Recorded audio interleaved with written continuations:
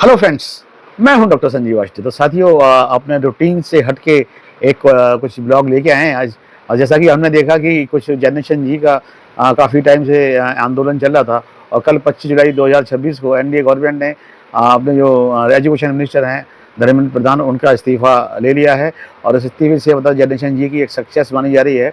और ये देखा जा रहा है कि उन्होंने जिस तरीके से इस आंदोलन को प्रोसीड किया था, नीट जो पेपर लीक हुआ था उसके द्वारा इसको स्टार्ट किया गया था, और काफ़ी कुछ चीज़ें इसमें ऐड भी हो गई थी।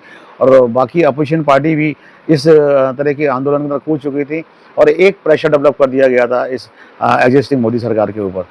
उस प्रेशर को झेलते हुए और उसको रिलीज करने के लिए मोदी सरकार ने धर्मेंद्र प्रधान का इस्तीफा ले लिया। और जो जनरेशन जी थी उनको एक ऐसी सक्सेस, उनको लगा कि बहुत अच्छे तरीके से ये चीज़ें आगे बढ़ी और ये सरकार ने उनकी मांगों को माना है। तो साथियों, हम देखें तो जनरेशन जी कौन है? जो 1997 और 2012 के बीच में पैदा हुए जितने भी हमारे भारत के नागरिक हैं, वो जनरेशन जी के अंदर कंसीडर किए जाते हैं। और साथियों, मैं आपको बता दूं, ये संख्या इतनी विशाल है, आप सोचेंगे तो देखो आपका दिमाग हिल जाएगा। 37 करोड़ के आसपास जनरेशन जी की संख्या हमारे भारत के अंदर है, जो कि करीब 25 से 26% ऑफ टोटल पॉपुलेशन कंसीडर की जाती है भारत के अंदर। तो इनकी पावर बहुत ज़्यादा है, और इस पावर को सरकार ने फील किया और धर्मेंद्र प्रधान का इस्तीफा लिया।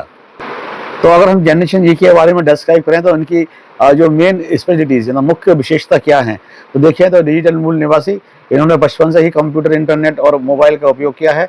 सोशल मीडिया प्रेमी, मतलब इंस्टाग्राम, यूट्यूब, अन्य डिजिटल ऐप इनकी रोजमर्रा की ज़िंदगी का हिस्सा है। और जागरूक सोच, जो इनकी जागरूक सोच है, ये पीढ़ी अपने कैरियर, मानसिक स्वास्थ्य और सामाजिक बदलावों को लेकर काफ़ी गंभीर और सक्रिय है। तो साथियों, इन सब बातों को सोचते ही मतलब अचानक मेरे दिमाग के अंदर एक हाइपोथेटिकल क्वेश्चन आया कि क्या ये जो 37 करोड़ की जनसंख्या है जैन जी की, अगर कोई भी पॉलिटिकल पार्टी इनका कोई जैन जी विंग बनाए और उनको अपने साथ जोड़े, तो क्या हो सकता है? तो मैंने एआई के साथ भी और बाकी चीज़ों के साथ में इसके जवाब तलाशने की कोशिश की। बड़े आश्चर्यजनक जवाब जो मिले, मैं आपके सामने शेयर करना चाहता हूँ। साथियों, देखा जाए तो ये जो आइडिया है थियोरटिकल तौर पर तो बड़ा अट्रैक्टिव लगता है, लेकिन पॉलिटिकल और डेमोग्राफिक के लिहाज से इसके कई पहलू और यू कैन चैलेंजेस हैं। तो आइए ना इस चीज़ को एक बार समझने की कोशिश करते हैं और समझते हैं कि किस तरीके से ये चीज़ें हो सकती हैं। तो साथियों, कोई भी पॉलिटिकल पार्टी अगर जैन जी विंग बनाती है आज के दिन, और इन 37 करोड़ की जो जनसंख्या है उसको साधने की कोशिश करती है, तो इसके संभावित जो फायदे हैं, जो प्रोन्स हैं, वो क्या क्या हो सकते हैं? एक तो इनका एक सटीक फोकस और कनेक्टिविटी, जो इस जैन जी के साथ में आपकी जो डायरेक्ट फोकस रहेगा और कनेक्टिविटी रहेगी। और जो इनकी जो क्या कहते हैं प्राथमिकताएं हैं, समस्याएं और जो आकांक्षाएं हैं, जो हमारी जो ओल्ड जनरेशन है, जो इनसे पहले वाली जनरेशन से इससे थोड़ी अलग है। ये एआई और टेक्नोलॉजी को एक्सेप्ट करने वाले जनसंख्या है। और बाकी स्टार्टअप, कैरियर की अनिश्चितता और मानसिक स्वास्थ्य से जुड़े हुए इनके जो प्राथमिकताएं हैं।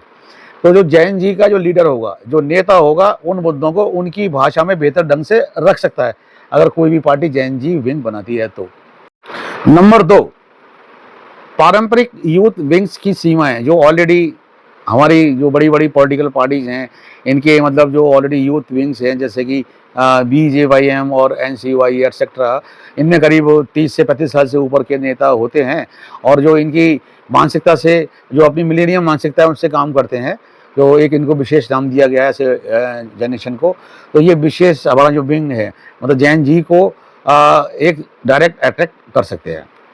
नंबर 3, जो ब्रांड इमेज और इनोवेशन, किसी भी बड़ी पार्टी, अब जैसे हम बात करें चाहे बीजेपी हो या कांग्रेस हो, द्वारा ऐसे कदम अगर उठाती है और जैन जी विंग बनाती है, तो फ्यूचर रेडी बनती है, जो कि डिजिटल फर्स्ट कैंपेन और नए जमाने के मुद्दों पर ध्यान केंद्रित करने से युवा वोटर्स का जुड़ाव होता है। तो साथियों, ये क्या इतना आसान है? 37 करोड़ की जनसंख्या को साधने के लिए इसमें चैलेंजेस भी तो आएंगे। तो वो चैलेंजेस क्या हो सकते हैं? देखिए, जो 37 करोड़ का जो आंकड़ा है और जो उनका वोटिंग पैटर्न है, भले ही इनकी संख्या 37 करोड़ हो, लेकिन इनमें से तो अभी 18 साल से कम की उम्र के भी हैं, जिनका जन्म 12 से के आसपास हुआ होगा। और दूसरे जो जैन जी हैं, वो किसी भी विचारधारा मुद्दे पर एकजुट होकर वोट नहीं देता है। तो ये जो पीढ़ी है, जिसके अंदर 2012 से और नीचे जो 1997 तक की जो जनसंख्या है, वो फ्रेगमेंटेड है, जो बिखरी हुई है, और इन्हें सिर्फ उम्र के आधार पर एक वोट बैंक की तरह से साधना मतलब मुश्किल है, उतना आसान नहीं है। उसके बाद पार्टी के भीतर का टकराव, अगर पार्टी किसी बहुत युवा, जो मतलब जैन जी में अगर कोई भी लीडर बनेगा तो उसकी उम्र तो कम होगी, तो इस विंग को कमान देती है, तो पारंपरिक जो युवा, जो अभी एग्जिस्टिंग हमारी विंग है, जैसे मैंने बताया एनएसयूआई और आपके जो भी हैं, उनके जो सीनियर लीडर्स हैं, उनके अंदर आंतरिक गुटबाजी और जो आपस में एक कोऑर्डिनेशन होना चाहिए, वो होना थोड़ा मुश्किल हो सकता है। नंबर 2, पार्टी के भीतर बिखराव, जो हमारी जो एग्जिस्टिंग जो विंग होंगे यूथ के, उनके अंदर जो कि हमने आपको जैन जी के किसी यंग एकदम लीडर, जो कम एज के लोग को अगर उसका लीडर बना दिया, तो उसके अंदर एक इंटरनल जो एक वो टकराव और जो आपस में कोऑर्डिनेशन होना चाहिए, उसकी एक चुनौती आ सकती है। नंबर 3, अगर इस विंग को सिर्फ फोटो या सोशल मीडिया तक ही सीमित रखा गया और असली नीतिगत जो कि भाई काम होंगे, कुछ एक्टिविटीज़ तो होंगी, उनके अंदर उनको अगर इन्वॉल्व नहीं किया गया, तो जैन जी बहुत जल्दी दिखावे को समझ जाएगा और अलग हो सकता है। तो साथियों, ये कुछ चीज़ें थी जो जैन जी को, अगर हम एक जैन जी विंग बनाते हैं कोई भी पॉलिटिकल पार्टी, उसके अंदर क्या बेनिफिट्स और मतलब क्या चुनौतियाँ, चैलेंजेस आ सकते हैं। लेकिन ये आइडिया कैसे काम कर सकता है? भाई देखो, अगर 37 करोड़ को लेके आना है, तो इस नंबर को अगर आप तरीके से यूटिलाइज कर सकें, तो किस तरीके से ये काम कर सकता है? इसके अंदर कुछ ना सॉलिड, जो एक ठोस रणनीति को मतलब अडॉप्ट करना होगा। जैसे कि फर्स्ट, राजनीतिक भाषा में बदलाव। रैलियों को सिर्फ ये नहीं है कि आप रैली कर रहे हैं और भाषण दे रहे हैं, वो नहीं चलेगा। इनकी जो डिजिटल जो कनेक्टिविटीज़ हैं, उनको अडॉप्ट करना पड़ेगा। जैसे पॉडकास्ट हो गया, डिजिटल फॉर्म हो गया, ओपन हाउस डिस्कशन हो गया, इंस्टाग्राम, ये सब, इन चीज़ों पे एक प्रेजेंस आपको दिखानी होगी। नंबर 2, इनको ना असली अधिकार देना। केवल पद काफ़ी नहीं है, पद दे दिया, जैन जी को साथ लिया, ऐसे नहीं। आपने बनाया, लीडर किया है, बनाया है, तो इनको मतलब आप सिफारिश करो, उनकी एज हो तो विधानसभा में उनको लेके जाओ, और बाकी किसी भी मतलब लोकसभा में, राज्यसभा में भी इनको एक तरीके से आप दे सकते हैं इनको पोजीशन। हम नंबर 3, इनके जो मुद्दे हैं, उनको आपको ना प्रायोरिटीज देनी होगी। ऐसा नहीं है कि इनको आप बैक में ले गए, एक बार काम हो गया तो छोड़ दिया, नहीं। इनकी जो नौकरी का है, जो टेक्निकल जो प्रॉब्लम्स हैं, बाकी जो स्टार्टअप हैं, उनका एक रोड मैप बनाओ और उनको उस चीज़ को आगे ले जाने की इनके साथ में कोशिश करो। मतलब ये है कि इनको आपको साथ में लेके चलना पड़ेगा।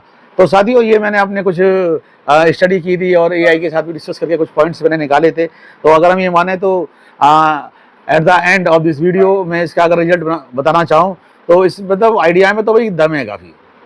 अगर कोई भी political party Jain ji wing बनाए, तो भाई बेनिफिट तो ले सकती है। अब चाहे वो बीजेपी हो या कोई और पार्टी हो, बीजेपी बड़ी पार्टी है, शुरू कर सकती है। जो मतलब शुरू करेगी, उसके लिए आपकी पहले की प्राथमिकताएं होंगी, और किसी जैन जी को कमान सौंपे, उसको लीडर बनाए और ऑटोनॉमी के साथ में उसको चलाए। तो ये आने वाले जो इलेक्शंस हैं और पहली बार वोट देने वाले युवाओं को जोड़ने का एक मतलब मास्टर स्ट्रोक हो सकता है। मतलब आप सोचो इस चीज़ को कि अभी तक कोई भी पॉलिटिकल पार्टी इस चीज़ को आगे लेके नहीं आ रही है, और जैन जी को थोड़ा सा मतलब दें, उनको साथ में उनकी बात करें और चीज़ों को बढ़ाएं आगे, और उनकी भाषाओं को समझें, उनके इशारों को समझें, तो बहुत बड़ा काम हो सकता है।